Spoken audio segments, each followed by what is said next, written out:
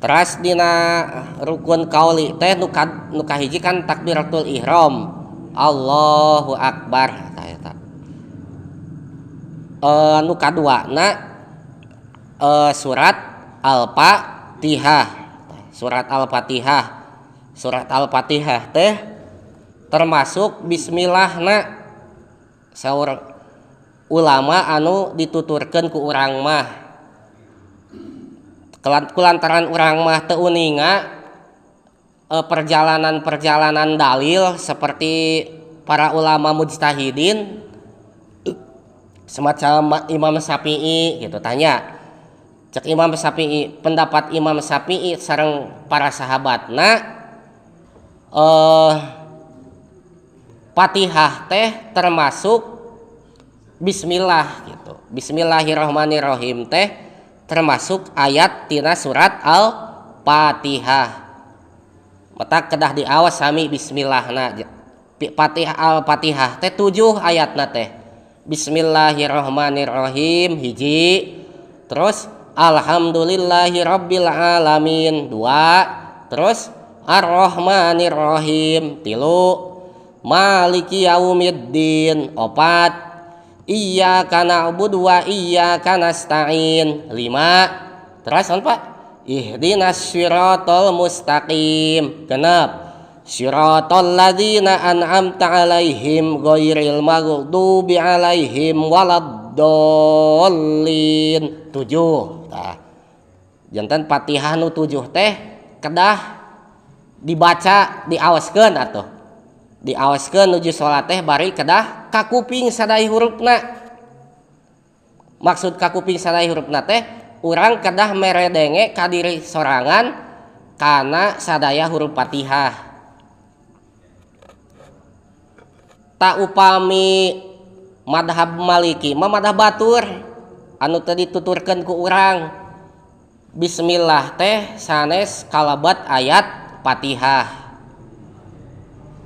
Bismillahirrahmanirrahim tapi tetap saur madhab Maliki oge surat Al-Fatihah teh 7 ayat nama walaupun teu nganggo bismillah. Ngeun ayat hijina teh alhamdulillahirabbil alamin, ayat 2 ar-rahmanirrahim, ayat 3 maliki yaumiddin, ayat 4 iyyaka na'budu wa iyyaka nasta'in, ayat 5 ihdinas siratal mustaqim, ayat genep siratal ladzina an'amta 'alaihim. Tadugi kadinya ayat genep teh ta ayat 7 na teh ghairil maghdubi gitu. 'Alaihim waladdallin.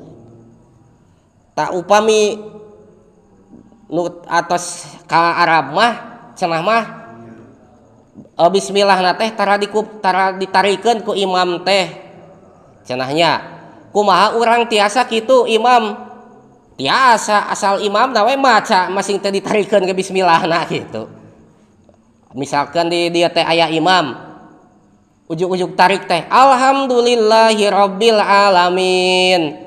Eta teu nanaon asal eta mang imam teh maca bismillah ngeun teu ditarikeun gitu. Eta teu nanaon da ari ngajaharkeun Fatihah narikeun Fatihah dina salat mah sunat. Dina salat naon maghrib, isya, subuh, jumaahan ditarikeun teh sunat. Ditarik lamun narikeun alhamdulillah hungkul berarti ditarikeun sawareh mungeun meureun narikeun bismillahna gitu. Upami teu ngaos bismillah mah cek madhab urang mah teu kaci margi bismillah teh kalebat ayat Fatihah gitu. Mana cenah anu bener ieu teh? Madhab Syafi'i, madhab Maliki, duanana oge bener ngendukan beneran mah munggu Allah mah gitu. Madhab Maliki bener, madhab Syafi'i anu nyebutkeun bismillah ayat Fatihah bener. Ngeun anu beneran munggu Allah duka mana? Gitu. Nu penting mah sadayana oge make ilmu. Ngeun lamun nyebutkeun bismillahirrahmanirrahim lain ayat Fatihah teu make ilmu teu bener eta mah gitu. Da Imam Maliki mah nyebutkeun bismillahirrahmanirrahim lain ayat Fatihah teh make dalil gitu, make ilmu. Imam Syafi'i sami nyebutkeun bismillahirrahmanirrahim kalebet ayat Fatihah sami make dalil make ilmu anu teu bener mah teu make dalil gitu.